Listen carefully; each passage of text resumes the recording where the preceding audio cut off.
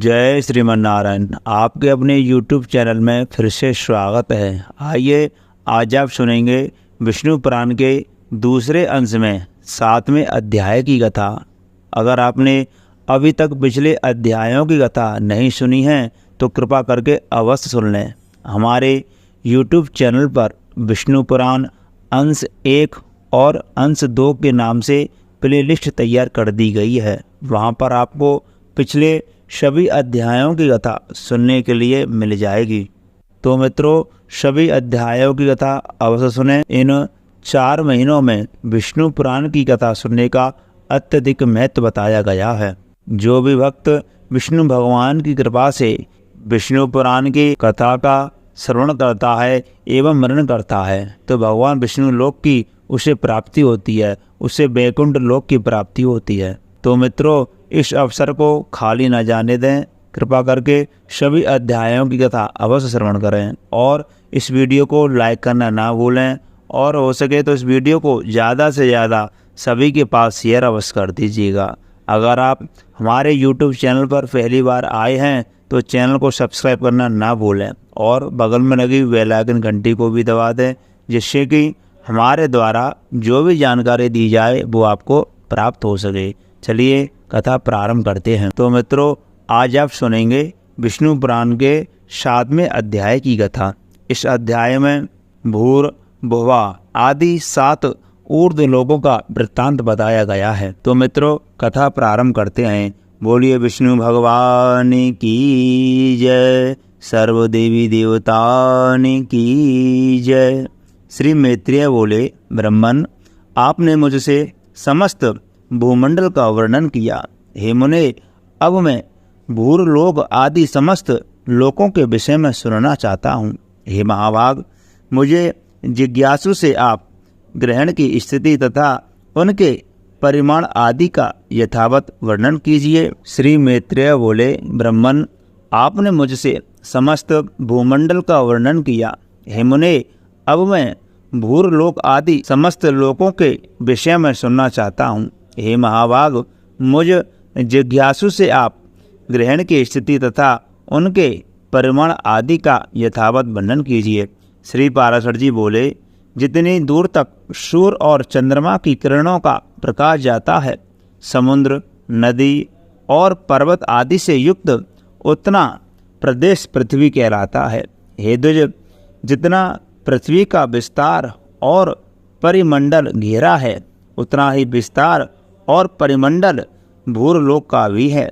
हे मैत्रेय, पृथ्वी से 1,00,000 योजन दूर सूर्यमंडल है और सूर्यमंडल से भी 1,00,000 योजन के अंतर पर चंद्रमंडल है। चंद्रमा से पूरे 100 योजन यानी कि 1,00,000 योजन ऊपर संपूर्ण नक्षत्र मंडल प्रकाशित हो रहा है। हे ब्रह्मन, नक्षत्र मंडल से 2,00,000 योजन ऊपर बुध और बुध से भी 2,00,000 योजन ऊपर शुक्र स्थित है। शुक्र से उतने ही दूरी पर मंगल है और मंगल से भी 2,00,000 योजन ऊपर बृहस्पति हैं।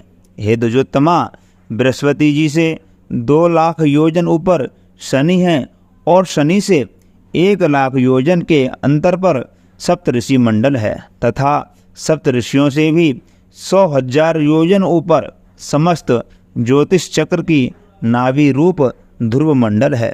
हे महामुने, मैंने तुमसे यह त्रिलोकी की उच्चता के विषय में वर्णन किया। यह त्रिलोकी यज्ञ फल की भूमि है और यज्ञानुष्ठान की स्थिति इस भारतवर्ष में ही है। ध्रुव से 1 करोड़ योजन ऊपर महरलोक है, जहाँ कल्पांत पर्यंत रहने वाले भृगु आदि सिद्ध ऋषिगण रहते हैं। हे मैत्रेय, उनसे भी 2 करोड़ योजन ऊपर जनलोक है, जिसमें ब्रह्मा जी के प्रख्यात पुत्र निर्मल चित्त सनकादिक रहते हैं। जनलोक से 4 गुना अर्थात 8 करोड़ योजन ऊपर तपलोक है। वहाँ बैराज नामक देवगणों का स्थान है, जिनका कभी देह नहीं होता। तपलोक से 6 गुना अर्थात 12 करोड़ योजन के अंतर पर सत्यलोक सुशोभित है, जो ब्रह्मलोक भी कहलाता है, और जिसमें फिर न मरने वाले अमरगण निवास करते हैं। जो भी पार्थिव वस्तु शरण संसार के योग्य है वह भूरलोक ही है। उसका विस्तार मैं कह चुका। हे मुनिश्रेष्ठ, पृथ्वी और सूर्य के मध्य में जो सिद्धगण और मुनिगण सेवित स्थान है वही दूसरा भूरलोक है। सूर्य और ध्रुव के बीच में जो 14 लक्ष योजन का अंतर है उसी को लोक स्थिति का विचार करने वालों ने स्वर्लोक कहा है। हे मैत्रेय, भू भुवा श्वा कृतक त्रिलोक कहलाते हैं, और जन तप तथा सत्य ये तीनों अकृतक लोक हैं। इन कृतक और अकृतक त्रिलोकियों के मध्य में महरलोक कहा जाता है, जो कल्पांत में केवल जन शून्य हो जाता है, अत्यंत नष्ट नहीं होता, इसलिए यह कृत का कृत कहलाता है। हे मैत्रेय, इस प्रकार मैंने तुमसे 7 लोक और 7 ही पाताल कहे। इस ब्रह्मांड का बस इतना ही विस्तार है। यह ब्रह्मांड कपित कहते कि बीज के समान ऊपर नीचे सब ओर मंडलाकार से घिरा हुआ है, अंडाकार जैसा है। हे मैत्रेय, यह अंड अपने से 10 गुने जल से आवृत है, और वह जल का संपूर्ण आवरण अग्नि से घिरा हुआ है। अग्नि वायु से और वायु आकाश से परिवेष्टित है, तथा आकाश भूतों के कारण तामस अहंकार और अहंकार मैं तत्व से घिरा हुआ है। हे मैत्रेय, ये 7 उत्तरोत्तर एक दूसरे से 10 गुने है। मैं तत्व को भी प्रधान ने आवृत कर रखा है। वह अनंत है तथा उसका ना कभी अंत नाश होता है और ना कोई शंका ही है, क्योंकि हे मुने, वह अनंत असंख्य अप्रमेय और संपूर्ण जगत का कारण है, और वहीं पराप्रगति है। उसमें ऐसे ऐसे हजारों लाखों तथा सैकड़ों करोड़ ब्रह्मांड है।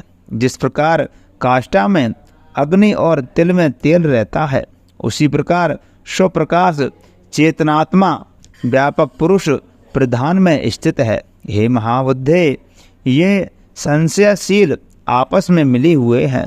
प्रधान और पुरुष भी समस्त भूतों को स्वरूप भूता विष्णु शक्ति से आवृत है। हे महामुने, वह विष्णु शक्ति ही प्रलय के समय उनके पार्थक्य और स्थिति के समय उनके सम्मिलन की हेतु है, तथा स्वर्गारंभ के समय वही उनके भोग की कारण है। जिस प्रकार जल के संसर्ग से वायु सैकड़ों जल करणों को धारण करता है, उसी प्रकार भगवान विष्णु की शक्ति भी प्रधान पुरुष में जगत को धारण करती है। हे मुने, जिस प्रकार आदि बीजों से ही मूल स्कंद और शाखा आदि के सहित वृक्ष उत्पन्न होता है, तथा तदनंतर उससे और भी बीज उत्पन्न होते हैं, तथा उन बीजों से अनन्याय वृक्ष उत्पन्न होते हैं, और वे भी उन्हीं लक्षण द्रव्य और कारणों से युक्त होते हैं। इसी प्रकार पहले अव्यकृत प्रधान से मैं तत्व से लेकर के पंचभूत पर्यंत संपूर्ण विकार उत्पन्न होते हैं, तथा उनसे देव असुर आदि का जन्म होता है, और फिर उनके पुत्र तथा उन पुत्रों के अन्य पुत्र होते हैं। अपने बीज से अन्य वृक्ष के उत्पन्न होने से जिस प्रकार पूर्व वृक्ष की कोई क्षति नहीं होती, उसी प्रकार अन्य प्राणियों के उत्पन्न होने से उनके जन्मदाता प्राणियों का ह्रास नहीं होता। जिस प्रकार आकाश और काल आदि सन्निधि मात्र से ही वृक्ष के कारण होते हैं, उसी प्रकार भगवान श्री हरि भी बिना परिणाम के ही विश्व के कारण है। हे मुनि सत्तमा, जिस प्रकार धान के बीज में मूल, नाल, पत्ते, अंकुर, तना, कोश, पुष्प, क्षीर, तंडुल, तूष और कर्ण सभी रहते हैं तथा अंकुरित उत्पत्ति की हेतुभूत भूमि एवं जल आदि सामग्री के प्राप्त होने पर वे प्रकट हो जाते हैं। उसी प्रकार अपने अनेक पूर्व कर्मों में स्थित देवता आदि विष्णु शक्ति का आश्रय पाने पर आविर्भूत हो जाते हैं, जिससे यह संपूर्ण जगत उत्पन्न हुआ है, जो स्वयं जगत रूप में स्थित है, जिसमें यह स्थित है तथा जिसमें यह लीन हो जाएगा, वह परम ब्रह्म ही विष्णु भगवान है। वह ब्रह्म ही उन विष्णु का परम धाम परस्वरूप है। वह पद सत और असत दोनों से विलक्षण है तथा उनसे अभिन्न हुआ ही यह संपूर्ण चराचर जगत उससे उत्पन्न हुआ है। वही अव्यक्त मूल प्रगति है, वही व्यक्त स्वरूप संसार है। उसी में यह संपूर्ण जगत लीन होता है तथा उसी के आश्रय स्थित है। यज्ञादि क्रियाओं का कर्ता वही है। यज्ञ रूप से उसी का यजन किया जाता है और उन यज्ञादि का फल स्वरूप भी वही है तथा यज्ञ के साधन रूप जो श्रुवा आदि हैं, वे सभी श्री हरि से अतिरिक्त और कुछ नहीं है। तो बोलिए विष्णु भगवान की जय, लक्ष्मी नारायण भगवान की जय, सर्वदेवी देवतान की जय। प्रिय मित्रों, आपने अभी विष्णु पुराण के 7वें अध्याय की कथा श्रवण की है। मित्रों, मैं आशा करता हूँ यह कथा आपको जरूर अच्छी लगी होगी। तो कृपा करके इस वीडियो को लाइक करें और अपने सभी रिश्तेदारों के पास इस वीडियो को ज़्यादा से ज़्यादा शेयर करें और कमेंट बॉक्स में विष्णु भगवान की जय अवश्य लिख दें। अगर आप हमारे YouTube चैनल पर पहली बार आए हैं तो कृपा करके चैनल को सब्सक्राइब करना ना भूलें और बगल में लगी बेल आइकन घंटी को भी दबा दें, जिससे कि हमारे द्वारा जो भी जानकारी दी जाए वो आपको प्राप्त हो सके। आप सभी के जीवन में सुख, समृद्धि, खुशहाली बनी रहे, यही हमारे विष्णु भगवान से प्रार्थना है। हमारे YouTube चैनल पर अनंत चतुर्दशी की कथा डाल दी गई है, तो सभी मित्र अनंत चतुर्दशी कथा कल अवश्य सुने। जय श्री राधे, जय श्री कृष्ण।